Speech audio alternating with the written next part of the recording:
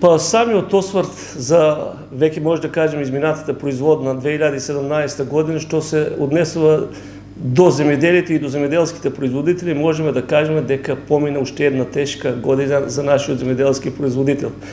Како што рековте, ако од една страна се судруваше нашиот земеделски производител со проблематиката од промената на климатските фактори, сведоци сме дека некаде во февруар месец и почетокот на март имавме за тој временски период ниски температури кои што нанесува големи штети во севкупниот аграр, пред се во растителното производство, како кај повеќе годишните култури, така и кај едногодишните култури. Мораме да потенцираме податокот, бидејќи доаѓаме од регион кој што претежно нашиот земеделски производител се занимава со градинарство.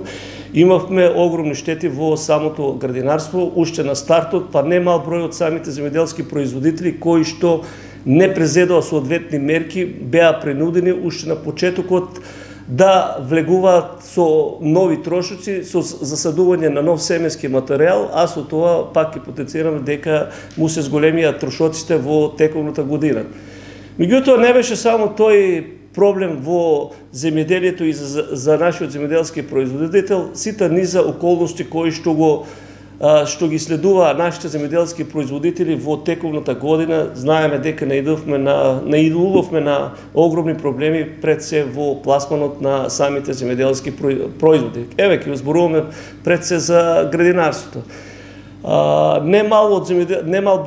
Немали количини од земеделските производи се нудаа на пазарите со цени пониски дури и од производствите, од цената на чиненото на самото производство на дадените производи.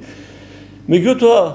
како во првиот турнус на производство во пролетниот, мораме да кажеме дека и мораме да го потенцираме податокот дека ништо подобро не беше и со пласманот на вторите култури. Кога зборуваме пласманот, мислам дека мораме да го потенцираме на податокот, пак ќе кажеме, на цените по кои беа пласирани нашите земеделски производи. Така да, со еден збор, ако земаме, мораме да го потенцираме податокот дека неминовно е веќе во иднина, мораме да го потенцираме податокот. Имавме нова влада, сега ако дојде некаде мај месец, мислам дека беше, во екот на производството, ако наоѓаше ова влада оправданост дека во екот на производството стапија на сила, мораме да кажеме дека веќе за следната година мора да се прави некоја стратегија за севкупното земеделие, бидејќи знаеме дека нашиот земеделски производител барем 20 години од кога се осамостоивме, знаеме дека во земеделието ги имаме најголемите проблеми и од една типично аграрна земеделска држава веќе станавме и лека по лека статистиката вели дека се поголем е бројот на увезени на земеделски производи надвор од државата. Кога зборувам дека имавме проблеми, мораме да го покажеме податокот. Една од вината за ниските продажни цени на нашите земеделски производи беше и неконтролираниот увоз на земеделски производи пред се од Албанија и од Турција. Мислам дека е неминовно, ако една влада пред се во секторот за земеделие има некоја правилна стратегија, точно е дека изговорот ќе биде дека сме членка на 100 светска трговска организација која што не дозволува забрана на увоз на земеделски производи. Мислам дека мора да се најде некој временски тесец баш во екот на најголемите количини кои стигнуваат на пазарот од нашиот земеделски производител, барем во тој временски период да дојде до забрана или до ограничување на некои енормно мали количини на увоз. Тоа е една од страната која што може да се излезе во пресред на нашиот земеделски производител. Друга е, мислам дека ако се има некоја правилна стратегија и ако го дозволуваат пред се финансиските услови, неминовно е интервентен откуп да се врши баш во екот кога се нудат нашите производи по тие ниски